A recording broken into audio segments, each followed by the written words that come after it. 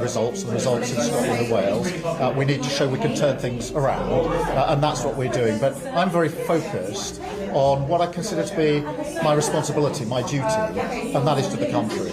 8 days ago you said you will fight the next election and serve a full second term. Is that still the case? I do want to fight the next election. Obviously I recognise that after the local election results, the elections in Wales and Scotland as well, that the first task is obviously turning things around and making sure that my focus is in the right place. The last 10 days there's been a lot of activity which hasn't been as focused in my view as it should have been, and I remind myself every day that I was elected to office to serve the people, to serve the country. That's what I believe in, and that's what I'll be getting on with. If someone else gets 81 MP backers and challenges for leadership, will you fight them?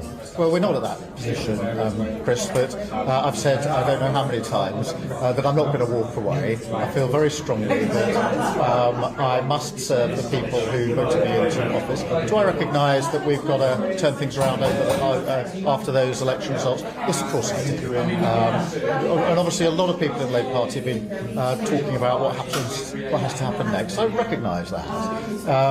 But it is really important, I think, for me at least, to remind myself, why am I in politics? I came in to serve my country. That's how we won the election. And every day I remind myself, that's people are struggling with the cost of living. They're worried about their health service. They can see that this government is, we have got growth to a better place. That is good because it means there's more money that we can use on the services that they need. We have got those waiting lists down. That really does matter for people using the NHS. My job is to serve and to carry out that responsibility, and that's what I'll do. So if Andy Burnham wins the Makerfield by-election, will you set out a timetable to stand down some of your colleagues in Cabinet want you to do? Well, we're not going to do that. It is obviously a very important by-election. And can I be really clear, as I was with my staff this morning, it is a fight between Labour and Reform. It's a very important fight. I will be backing 100%, whoever the candidate is, not quite chosen yet, but soon to be chosen, whoever the Labour candidate is, I'll be 100% behind them. I want the whole of the party, the whole of the movement to come together. Whatever views people may have on the direction of the party, that needs to be put to one side. It's an important by-election. Let's come together and do what we do as a party best, which is to unite as we campaign into this by-election. And just very finally, on Brexit, chatter over the weekend from two of your colleagues, one out of Cabinet, Wes Streeting, Andy Burnham, they say we should be rejoining the European Union at some point. What's your view on that, and does that undermine your efforts to get a better deal within your red lines? The way I see it is this.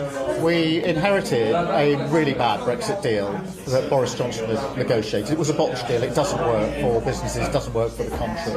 What I've done in 2 years is to completely reset our relations with our EU partners, to already have improved on that deal, which is what I did last year. This year we have another summit with the EU where we're going to take a really important leap forward in terms of the relationship, bring us closer to Europe. It's really good for businesses, really good for some of the businesses in this room, really good for the country. So that's what I intend to do, not get lost in a debate about what may happen years down the line. I'm grounded in the job that I'm doing, which is to make sure we are closer to the EU and doing the hard yards of making sure that we establish a relationship to make that work, get that relationship with the EU into a better place. And again, reminding myself, why would we want to do that? For businesses, for the country, for the economy, because it's the best thing, it's in our national interest. So that's where my focus is. Sir Keir Starmer, thank you. Thank you, Chris. Thank you, super, thank you. See you soon, thank you.